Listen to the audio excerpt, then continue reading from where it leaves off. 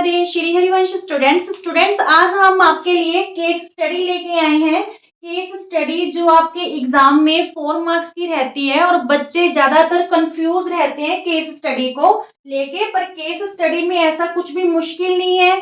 Same ही NCERT question या थोड़ी सी values हैं जो उसकी डिफर होती है, उसी में से क्वेश्चन इन्होंने पुट किए होते हैं। देखिए आज की जो फर्स्ट केस स्टडी है, ये केस स्टडी हमने हीरोन्स फॉर्मूला में से चूज की है और इसमें 99% चांसेस हैं केस स्टडी आने के। जो फर्स्ट केस स्टडी है, देखिए आपको करना कैसे होता है। सबसे पहले ऊपर कुछ स्टेटमेंट गिवन होती है, पहले उस इंफॉर्मेशन को आप रीड कीजिए। Mohan on his birthday ordered samosas which were triangular in shape. Rohan ने अपने बर्थडे पे कुछ समोसाज ऑर्डर किए और वो समोसाज किस शेप में थे? ट्रायंगुलर शेप में थे।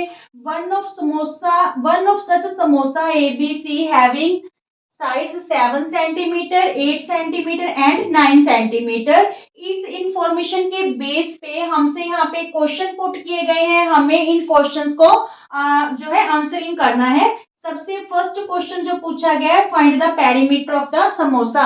समोसा का पेरीमीटर पता करो, because samosa is in triangular shape. ठीक है, तो फिर हमें पेरीमीटर क्या है? Sum of all sides. ठीक है, पेरीमीटर क्या होता है स्टूडेंट्स?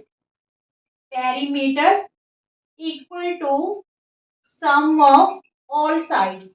बिल्कुल इजी होती है केस स्टडी स्टूडेंट्स, इसमें कोई भी ऐसी बात नहीं है कि जिसमें आप कंफ्यूज हो जाओ। तो हमारे पास देखिए जो साइड्स है समोसा की, वो क्या क्या दे रखी है? 7, 8 और 9 दे रखी है। ठीक है, यहाँ पे 9 और 8 17, 17 और 7 क्या बन गया? 24 सेंटीमीटर। इसका क्या आ गया हमारे पास? पेरीमीटर। ठीक है, चलिए 1 मार्क पक्का हुआ।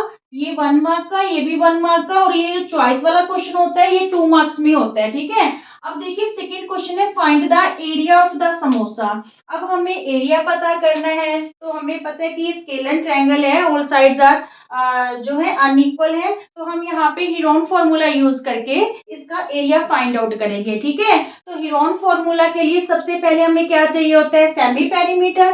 तो सबसे पहले सेमी पेरीमीटर मीन्स पेरीमीटर का हाफ। ठीक है, पेरीमीटर हमने क्या फाइंड आउट किया? 24 अपॉन 2, 12 सेंटीमीटर हमारे पास क्या आ गया? Semi perimeter. Now area of samosa.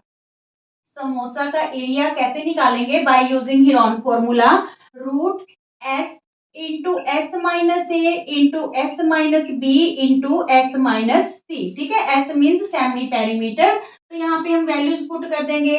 Semi perimeter हमारे पास 12 आया, तो 12 माइनस एक साइड तो हमारे पास है 7 और 12 माइनस 8, 12 माइनस 9। ठीक है, ये हमारे पास तीनों साइड्स है 7, 8, 9, जिसे हमने ABC से डिनोट करना होता है। क्लियर? अब यहाँ पे देखिए 12 12 में 7 माइनस करेंगे 5, 12 में 8 माइनस करेंगे 4। ठीक है, 12 में 9 माइनस किए 3। अब इसकी हम प्राइम फैक्टर बना लेते हैं। यहाँ पे देखिए 2 2 जा 4, 4 3 जा 12 इंटू 5, 4 को 2 इंटू 2 लिख लें और यहाँ पे 3। ठीक है, अब देखिए जो 2 है उसका पेयर 2 टाइम्स बन रहा है, तो यानी 2 टाइम्स है जो 2 बाहर आ जाएगा, एक इस पेयर का 2 और एक इस पेयर का 2। ठीक है, यहाँ पे 3 भी पेयर में ऑकर हो रहा है, तो एक 3 भी बाहर आ जाएगा। रूट में क्या रह गया? 5। ठीक है, क्योंकि 5 का पेयर नहीं बन रहा, तो 2 2 जा 4, 4 3 जा 12। तो इट्स मीन्स जो एरिया है हमारे पास, एरिया क्या आ गया?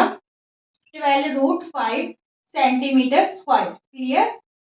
क्लियर, बिल्कुल इजी सा क्वेश्चन है। अब देखिए जो ये क्वेश्चन है दोनों, ये आप बिल्कुल ध्यान से देखिए, क्योंकि ये क्वेश्चन आपको एमसीक्यू तौर पे भी पुट किए जा सकते हैं और मोस्टली बच्चों को ये क्वेश्चन आता नहीं है। क्या चीज है? देखिए कि find the length of altitude to the smallest side of the samosa. Samosa की देखिए स्मॉलेस्ट साइड कौन सी है? ये है, तो इसमें हमें यहाँ से जो एल्टीट्यूड है इसकी क्या पता करनी है? लेंथ पता करनी है।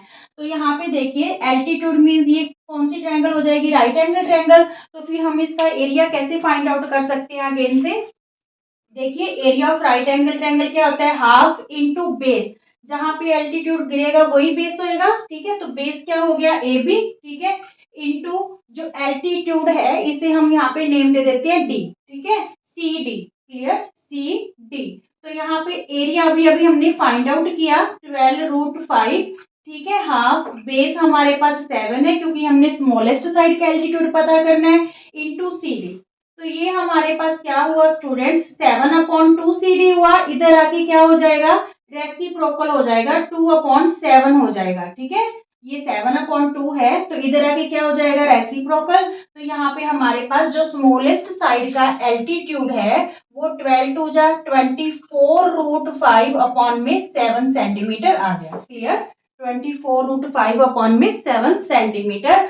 अब देखिए, find the length of altitude to the largest side of the samosa. अब हमें एल्टीट्यूड की लेंथ कौन सी पता करनी है, जो लार्जेस्ट साइड पे है। लार्जेस्ट साइड 9 सेंटीमीटर है, तो यहाँ से हमने एल्टीट्यूड ले लिया, ठीक है। सेम ही चलेगा, यहाँ पे हम इसको नेम दे दें ई, ठीक है। ए ई एल्टीट्यूड लगा लिया हमने बीसी पे।